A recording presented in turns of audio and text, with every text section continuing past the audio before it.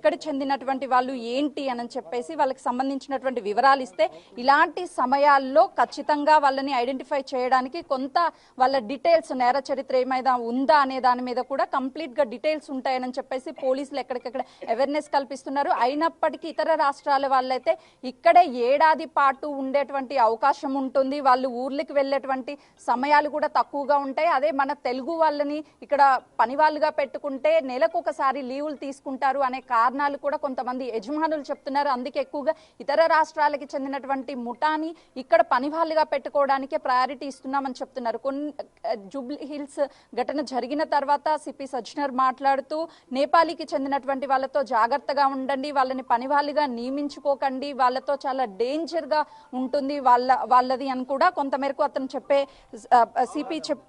CP చెప్పినటువంటి పరిస్థితి కూడా ఉంది. అయితే ఇప్పుడు సేమ్ యాస్టీజీగా ఇదే సిచ్యువేషన్స్ నెలకొడుతున్నాయి. అయితే వీళ్ళకి సంబంధించినటువంటి నేపాలీకి సంబంధించినటువంటి గ్యాంగ్ డీటెయిల్స్ అంతా ఇప్పుడు పోలీసులు ఎక్కడెక్కడ ఉన్నారు, వీళ్ళని ఎవరు నియమిస్తున్నారు అన్నటువంటి డేటాని మొత్తం సేకరిస్తున్నారు. కాబట్టి త్వరలోనే నేపాల్ గ్యాంగ్ కి సంబంధించినటువంటి మొత్తం లిస్ట్ ని ప్రిపేర్ చేస్తారు. వాళ్ళకి సంబంధించి గతంలో ఎక్కడెక్కడ నేర చరిత్ర ఉంది, వాళ్ళు ఎవరి త్రూ నుంచి పని వాళ్ళుగా ఇక్కడ చేరి ఇదంతా దొంగతనాలకి పాల్పడుతున్నారు అనే దాని మీద కూడా కంప్లీట్ గా పోలీసులు అయితే ఫోకస్ చేశారు. ఇప్పుడు బిగ్ టీవీ నుంచి కూడా ప్రతి ఒక్కరికి చెప్పాలనుకుంటున్నది, చెప్పే ప్రయత్నం చేస్తున్నది ఒక్కటే, ఎవరు ఇతర రాష్ట్రాలకి చెందినటువంటి పని వాళ్ళని నియమించుకునేటప్పుడు ఖచ్చితంగా వాళ్ళ నేర చరిత్ర ఏంటి, అసలు వాళ్ళ బ్యాక్గ్రౌండ్ ఏంటి, వాళ్ళకి సంబంధించినటువంటి ఐడి ప్రూఫ్స్ అవన్నీ స్థానిక పోలీసులకు ఇవ్వడం వల్ల పోలీసులు వాళ్ళ బ్యాక్గ్రౌండ్ ని చెక్ చేస్తారు. ఆ తర్వాత వాళ్ళకు ఒకవేళ నేర చరిత్ర ఉంటే పోలీసులు అక్కడే వాళ్ళ మీద చర్యలు తీసుకుంటారు.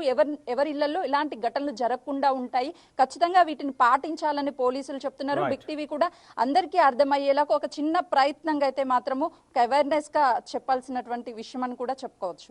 ఎగ్జాక్ట్లీ సుజాత, అసలు నేపాల్ పని మనుషులంటేనే భయపడే పరిస్థితి వచ్చింది. ముఖ్యంగా ఇక్కడ కూడా తాజాగా ఈ ప్రొఫెసర్ దంపతులు భోజనం చేస్తుంటే వెనక నుంచి దాడి చేశారు.